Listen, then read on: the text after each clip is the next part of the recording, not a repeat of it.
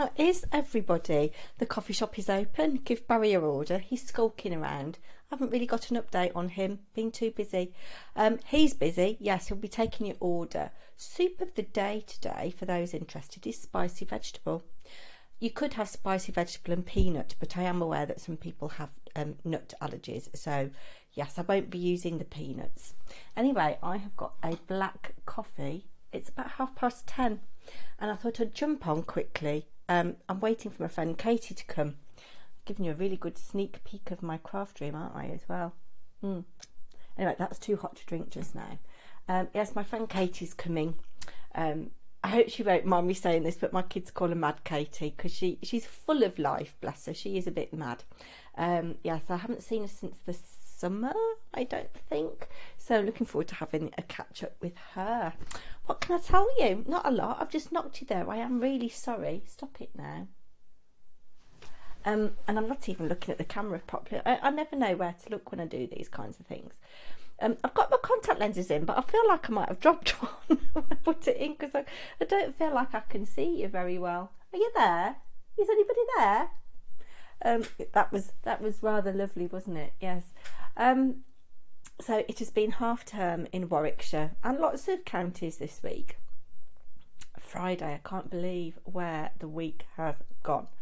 So I have done not very much crafting, although saying that, I have made the boxes for my prize winners for their little 3x3 cards. 8 3x3 cards and envelopes will go in there, and obviously they need to be decorated yet, but I have cracked on with that. I have made a bit of progress with Sherry Secreces. Is it Sherry Secreces who came third? I can't even remember. I've got it written down. I've made progress with her socks, which is good. My aim is to get the second and third prizes out before Christmas. And Jessica, yours will be in the new year. I have done Jessica's bear. I'm just waiting to see how she wants him dressed, if she wants him dressed. He'll have a little nutty scarf. Oh, I've just had a little message pop up on my screen. My next door neighbour, Helen, she's very good at dressmaking. And she must be away for half term because she's a primary school teacher. And I've just taken in for her a parcel delivery. It is a humongous, what I can only assume is a load of fabric. And it's been probably 3 weeks since we took the last parcel in, so you're not doing too bad, Mrs. Yes, so I'm driveling on, yeah. Mum, yeah, I know some of you are interested in my mum's health. She's settled in her nursing home now. She is pretty much bedbound. They try and get her out of bed every other day and sit her in a chair and take her down to the residence lounge, which I think is a really good thing for her to mix with other people. But sometimes she says she doesn't feel well enough or she's too tired, and they're not really pushing it, which is a shame. But it's quite a nice care home. The staff there seem lovely. It's obviously a big adjustment for my dad living on his own for the first time in 60 years almost. And he was married for 10 years before that. So, yeah, it's been a long time since he's lived on his own, if ever. I don't think he's ever lived on his own. Yeah, because I think he left home to get married. He might have done some national service, and that would have been living in barracks, wouldn't it? So, I don't know. Yeah, so it's adjustment for all. I did go and see him on Wednesday, and I went by public transport because hubby needed the car. We've only got one working car at the moment. So I got the train from my town to Birmingham, had a little whiz round the shops, and then I could have got the train to a station near where my dad lives from New Street, but it's a 10-15 minute walk and the weather was a bit iffy, and I thought, I don't know how often the trains are, and do I want to walk if the weather's iffy, because I hadn't got the right clothing. And I thought I'll get the bus, because there are 5 buses go down the road that my dad lives on from Birmingham, and they're every 7 minutes ish. So I thought, well, I won't have to wait very long. You know, there's going to be a bus turn up very soon. But it was finding where the bus stops were, because since Birmingham's had its tram system, some of the original bus stops have moved. So the bus stop, how many times can I say bus stop? So the bus stop that I used to get the bus from when I was a kid, it's not there anymore. So I had to find it, which was no mean feat. And I have to say, I was very impressed. I didn't really have to wait very long for the bus.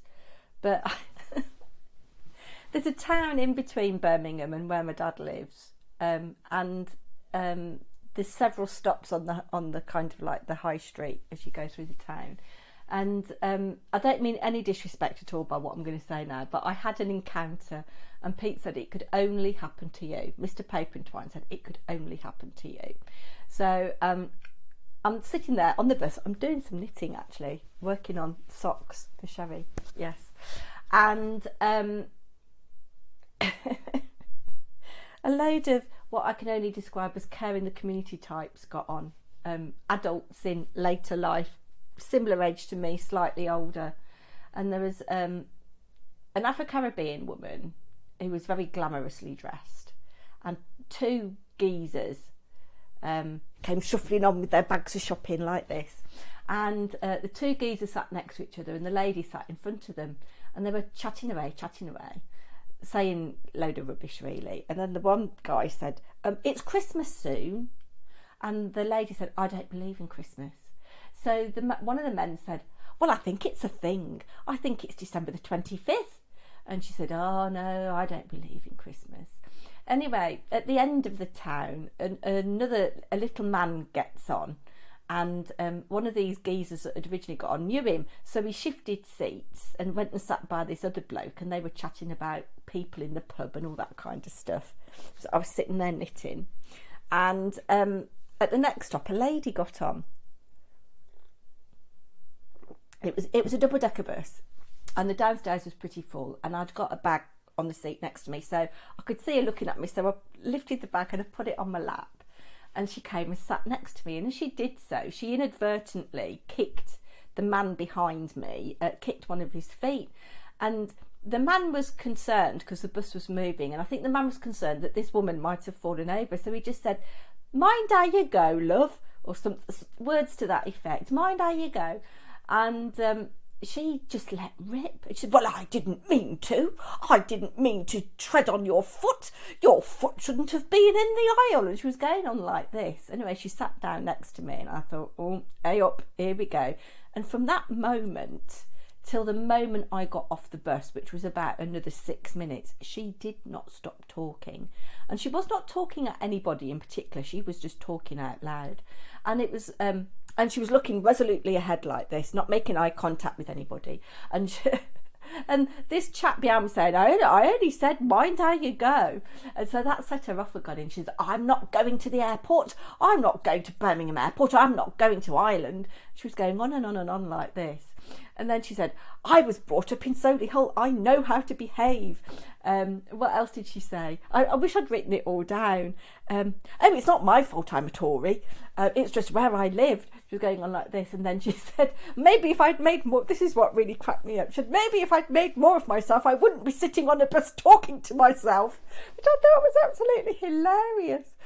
Oh dear, you see all life on a bus, you really do. Or on a buzz, as they say in Birmingham. Yeah, on a buzz. In the Black Country, they say I'm out getting the buzz. They do, yeah. I'm not very good at accents, but I can do that one. Anyway, I thought I would share my reminiscences of Birmingham a little bit with you. So obviously it's the city that I grew up in. And as a teenager, I played in a couple of bands and orchestras across the city. So on a Tuesday, because my dad worked at Aston University, and when I was a teenager, they had the most brilliant art centre. It was called the Triangle. It used to be called Aston University Centre for the Arts, and then it became the Triangle, and it was at a little place called Gloucester Green, which is at the back of the university. And they had a cinema, a film studio. They had a big, I don't know whether at some point it had been small TV studio, I don't know, but they had a big theatre in the round with raked seating. The seating could be arranged. There was a bar there. It was next door to a really good pub called the Sack of Potatoes, or was it the Pint of Beer? There was a pub called the Sack of Spuds, and there was another one called the Pint of Beer. I can't remember which one was next door. But I spent a lot of my formative teenage years there. And on a Tuesday evening, I played in the orchestra that was affiliated with the university, which was brilliant for me at my age, sort of 14, 15, playing with 18, 19, 20, 21-year-olds. Playing really good pieces of classical music, Beethoven's Fifth, Mozart's Requiem. The art centre itself had its own resident amateur theatre company, which was called the Studio Company, I think. And when I was a teenager, they put on a production of Cabaret, and I played in the pit band for that, which I got paid for, which was brilliant. Loved that. I'm going off on one now. But yeah, so on a Tuesday, I played in the orchestra. Then on a Saturday, I played in the Birmingham School's Wind Orchestra. And that was right across the other side of the city. So I had to get a bus into the city. Fortunately, my parents live on the main road from Sutton Coldfield into Birmingham, and there was a bus stop right outside our house. And again, even in those days, there were 5 buses, like every 10 minutes or so, or less than that, you know. So it was really quick to get into the city. So I did that, and so I had to get a bus into the city on a Saturday morning, and then a bus from the city to the other side of the city. But there was like a crowd of us went from my local area, so that was quite nice. And then on a Sunday, I played in another band which rehearsed in the same place as the university orchestra, and that was called the Arthur Doyle Concert Band, and I loved that. That was brilliant. And I played in that band from about the age of 15 to when I went to uni, and every Sunday we'd rehearse for 3 hours. And Arthur Doyle himself was an ex-member of the CBSO. He played City of Birmingham Symphony Orchestra. He played euphonium, but he'd also done he'd played in the army, in marching bands in the army, and he ran this concert band like it was a military operation, you know. And we did concerts every Friday night. We did concerts most Friday nights, most Saturday nights, and sometimes we played in shopping centres and old people's homes on Saturday during the day. So yeah, I got a lot of experience of playing all over Birmingham with them, and with the Arthur Doyle Concert Band. When I was 16, we went to Vienna. I don't know whether it still happens. There used to be a international youth music competition, and bands from all over Europe would compete. We played really complicated stuff. We played the Overture to Candide, which is a really, really difficult piece of music for adults, let alone teenagers. But yeah, we went to Vienna when I was 16 and took part in that competition. Went for 2 weeks. It was brilliant. I still remember it now. Absolutely loved it.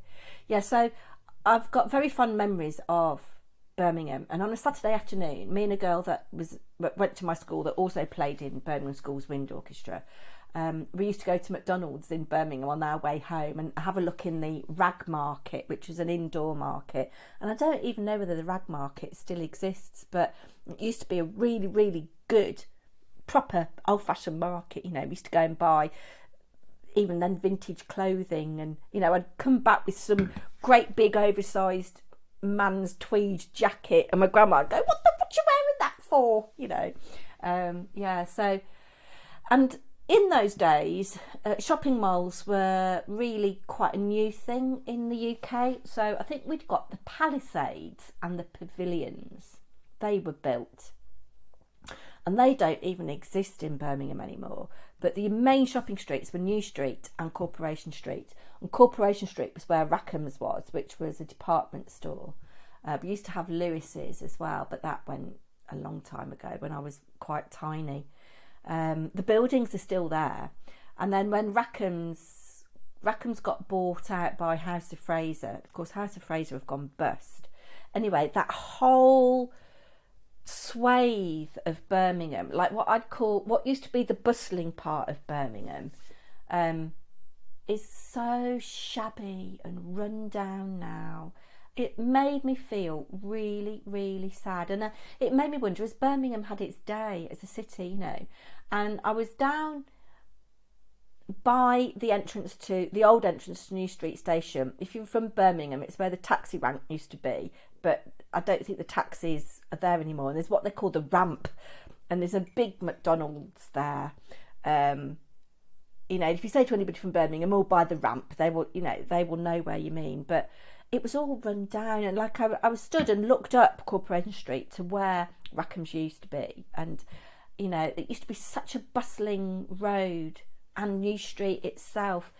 New Street's still bustling because people walk up through the city up to where Symphony Hall is, and Broad Street where the new library is, and that's all quite nice and modern.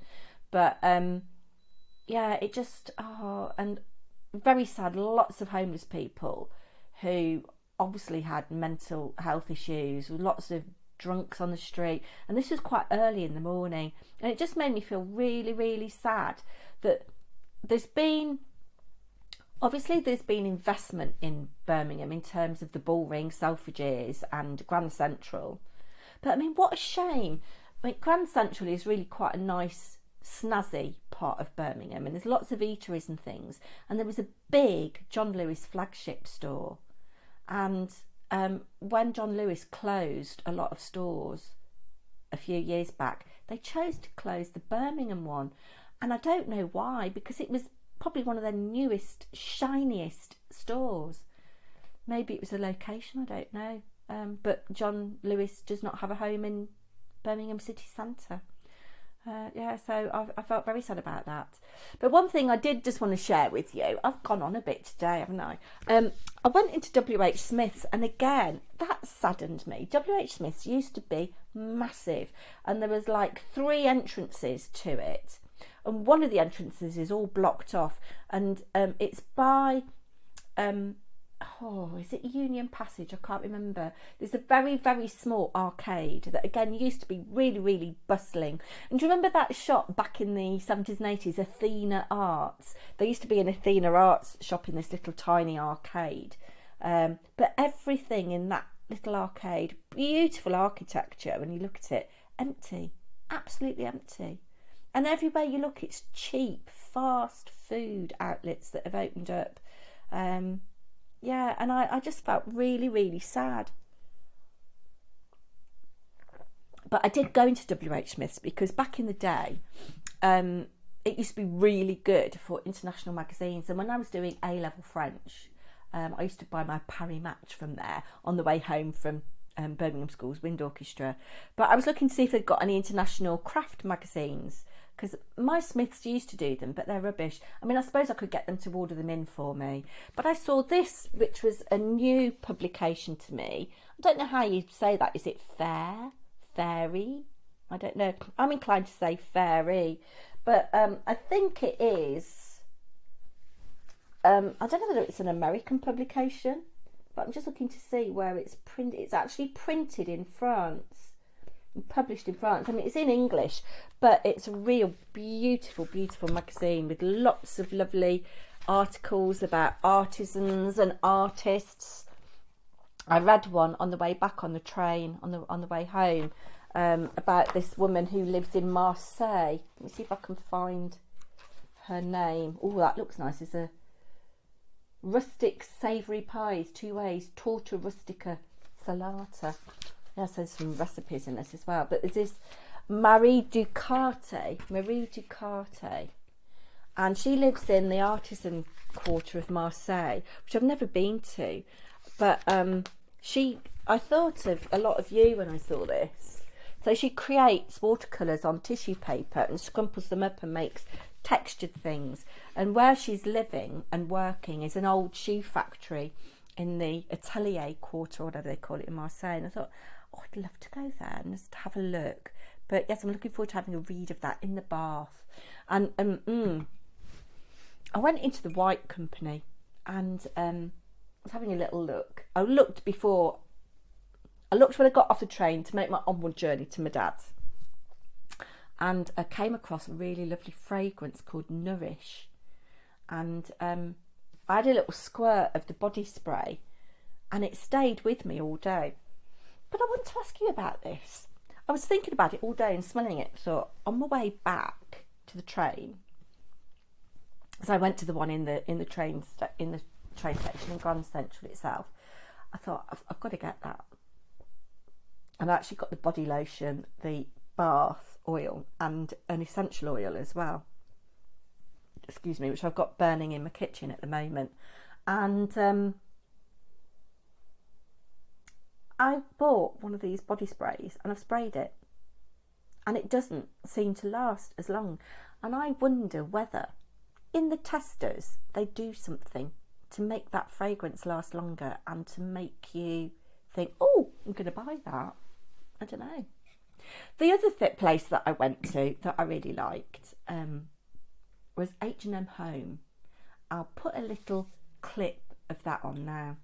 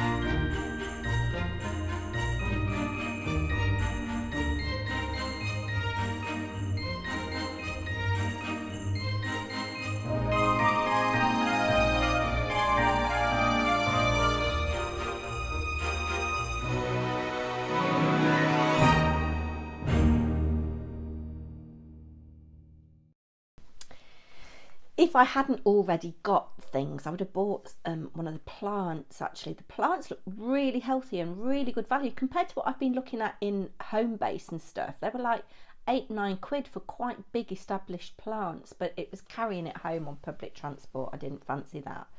The public transport wasn't bad actually. I mean, I did spend out on taxis and things, which was a bit naughty, and some buses. But the actual train from where I live to Birmingham was £12 return, and that was, I could go anytime, any service, and I thought that was really good because probably to drive in my car would probably be £10-15 in fuel there and back. So let's err on the side of caution and say 10. I'd have to pay £8 for the Birmingham low emission zone, ULEZ. So that's £18, and probably at least £5 to park. So we're talking 23. So yeah, much better to go on the train. And I didn't have any problems with the train service, although on the way back it was a bit crowded. But yeah, so anyway, I'm waiting for Katie to come. She'll be here in about 10 minutes or so. I am going to go and put the kettle back on. I am going to have a little look at some planning that I've got to do for next week. I've done my Year 7 music lessons and my Year 7 drama lessons. I've planned all of those. I know what I'm doing, I think.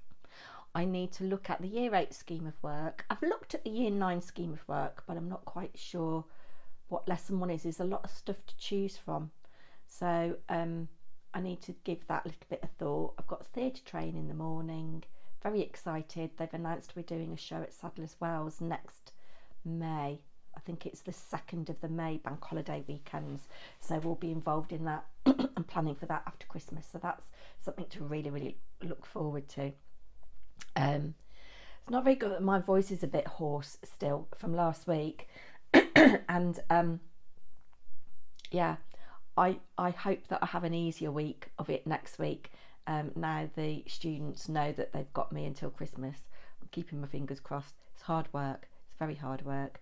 I'm going to do a bit more crafting this afternoon, as I say, some planning. The weather looks a bit up and down. I don't know what we're going to have for tea. Might have some leftover stew. Pete made a really nice beef and vegetable stew last week in the slow cooker, and there's some of that left and some mash, so I only need to cook some fresh green veg like some broccoli or something, so I think we might have that for dinner. And I shall go off to see my mum tomorrow. She had her hair done. Did I tell you that? She had her hair done last week, which made her feel a little bit better about herself. Saw my sisters, my half sisters, and my niece and some of her children, yeah, so that's it. I hope you're all well, and I'll be back very soon, 10th. Oh, which is about a week away, isn't it? I'll be back the 10th with the poll for the next #PT Tag Club. And Barry says hi, Blue says meow, and I'll be back soon. Take care, everybody. Bye now.